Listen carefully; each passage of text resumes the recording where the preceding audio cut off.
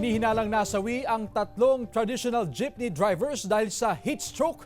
Ayon yan sa One Pangasinan Transport Federation.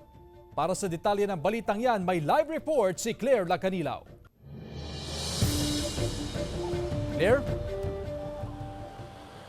Chris, iniimbestigahan na ng One Pangasinan Transport Federation ang umano'y pagkamatay ng tatlong jeepney driver sa heat stroke bunsod ng mainit na panahon.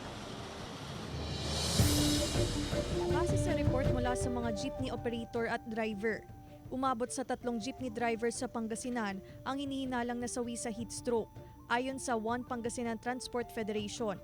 Dalawa rito ang taga Kalasyaw at isa ang taga Eastern Pangasinan. Ayon sa One Pangasinan Transport Federation, iniimbestigahan pa nila kung ano ang tunay na ikinamatay ng tatlong super. Patuloy ang monitoring ng One Pangasinan Transport Federation sa mga jeepney driver ngayong mainit ang panahon.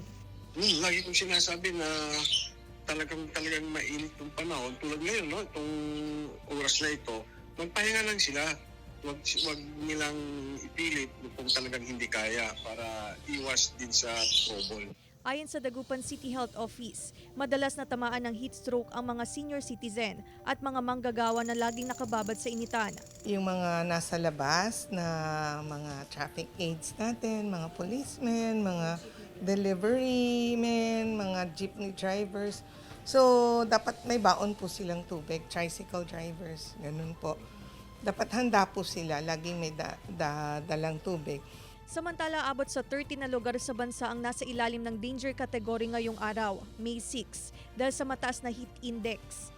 Kabilang sa mga lugar sa Hilaga at Gitnang Luzon, ang Apari, Cagayan, Lawag City, Bacnotan, La Union, Tuguegarao City sa Cagayan, Etxague sa Isabela, Sinait, Ilocos Sur, Batak City, Ilocos Norte, Baler, Aurora, Kasiguran, Aurora, Olongapo City at Dagupan City. Nasa 42 hanggang 47 degrees Celsius ang heat index sa mga nabanggit na lugar.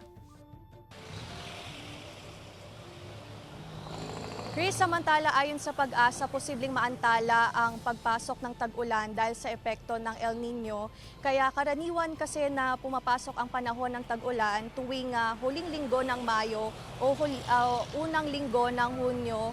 At dahil sa epekto ng El Nino ay posibleng nga itong maantala, kaya patuloy ang paalala ng otoridad sa publiko na magdala ng tubig upang maibsan ang init ng panahon at iwasan ng paglabas at matagal na pagbabad sa init ng araw. At yan muna ang latest dito sa Dagupan. Chris.